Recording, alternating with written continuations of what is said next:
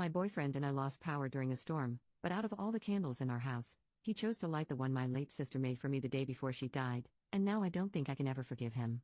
I, 24F, need to start with some background about my sister. 2 years ago, my sister was unalived in a car accident.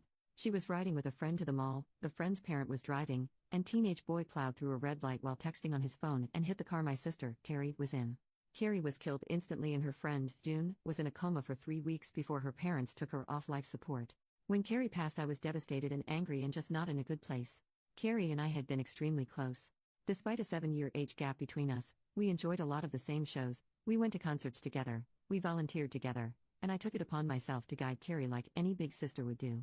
Our parents were extremely busy with work most days, and Carrie and I would often cook together and do crafts when we weren't too busy with schoolwork. Carrie wanted to be a NICU nurse when she grew up, and I helped her find a volunteer position at a local hospital to help get her gain some experience being around patients. In short, Carrie was my sister and best friend, and when she passed, I was a mess. The last craft Carrie and I made together was a set of candles. We bought the wax at a local craft store and we both made each other a candle and decorated the jar it was in. That was the day before she was unalived. At her funeral, Carrie was buried with the candle I made her. The candle Carrie made me sits on my desk next to my favorite picture of her and I together at the beach. Or it did, until last week. Now some background about my boyfriend, 27M. I met my boyfriend about a year and a half ago, about 6 months after Carrie passed. I wasn't looking for a relationship, I was still grieving my sister's death. But Eugene came along and it was love at first sight. He was extremely supportive, let me cry on him when I needed to, didn't push me into getting over grieving or anything. He was extremely gentleman about everything and very, very patient. After 6 months of seeing each other pretty regularly, we decided to make it official.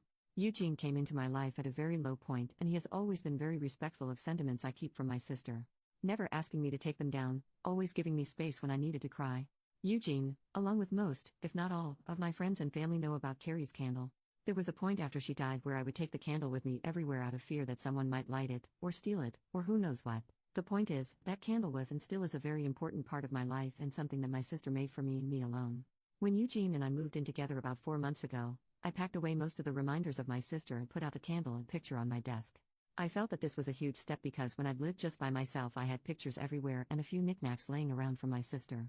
I wanted to make Eugene and I's home our home with just a small part of my sister there. Eugene understood and was very supportive.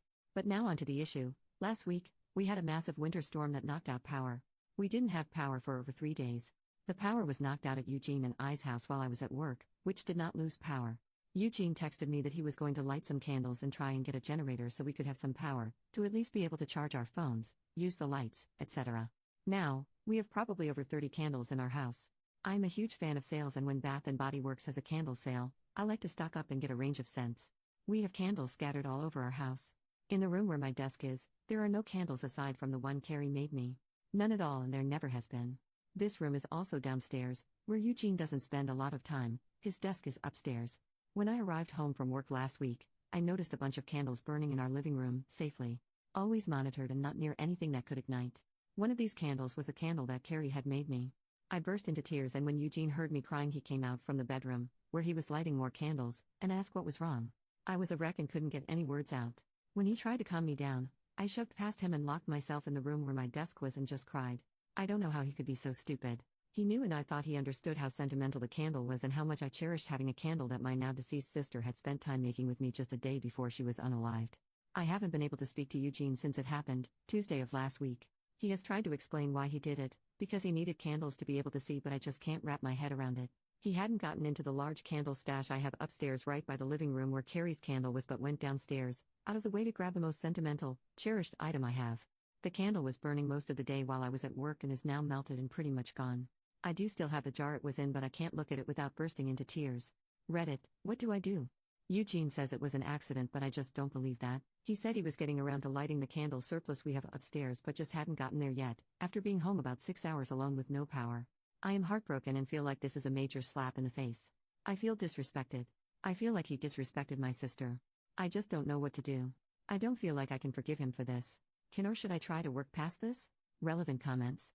Commenter, I would absolutely end a relationship with someone over this.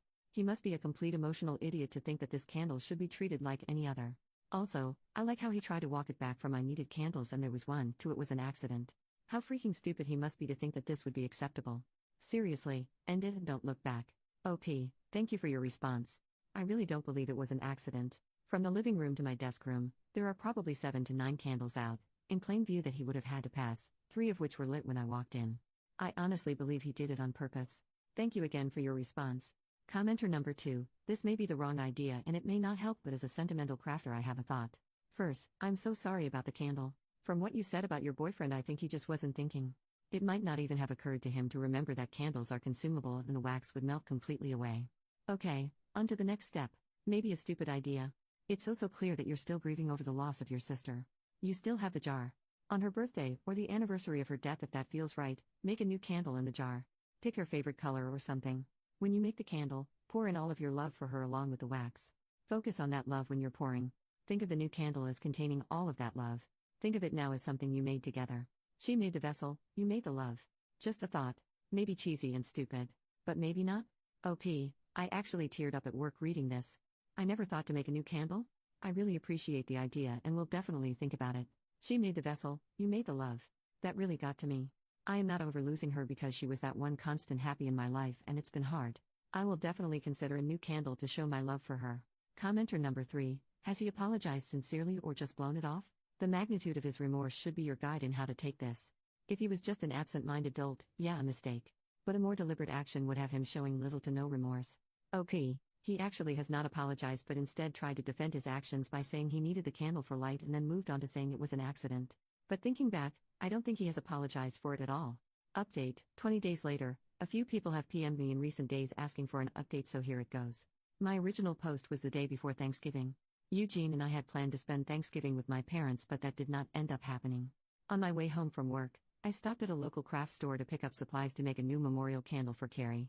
Thank you to that one commenter for the amazing, heartfelt suggestion. My parents and I spent a day remembering Carrie and making a new candle using some of the wax from the original candle.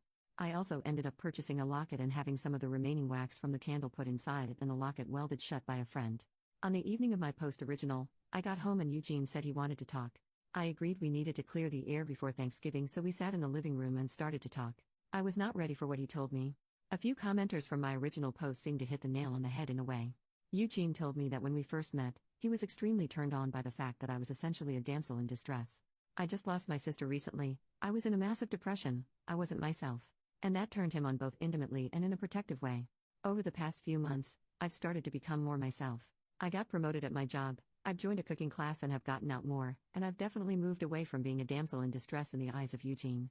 He went on to explain that he burned the candle in hopes that it would throw me back into that phase because that is the only time he felt he was attracted to me. That's right, he is not attracted to me unless I'm upset, crying, and a damsel in distress. When I prodded for more information, he told me that everyone prior to me that he had dated had either just experienced a loss or was in need of rescuing. Eugene told me he was no longer attracted to me. He dreaded being intimate with me because he could no longer be the hero that was rescuing me, which is what turned him on in the first place. He didn't like going public with me because I had started to put myself together more, like not just wearing a t-shirt and jeans like I did when depressed, and that attracted the stares of other men that he saw as a threat, taking away his damsel in distress. Eugene had a whole laundry list of things he hated doing now because I wasn't in a funk anymore. I told him if that was the case then we needed to break up. He agreed and said he would go stay with a friend until he could make new living arrangements. My name is the only one on our house and I told him I would give him 60 days to vacate the house, which he agreed was fair. Over the past few weeks, I've spent a lot of time with my parents and with close friends. I don't really feel like I've been dumped or broke up with someone. I just feel like me. Carrie's candle sits on my desk where the original was and I wear the locket every day. Thank you Reddit for listening. I appreciate it more than you know. Top comment, hey, so, in a way, your sister's candle was a warning light so that you'd catch on to how screwed up Eugene actually is.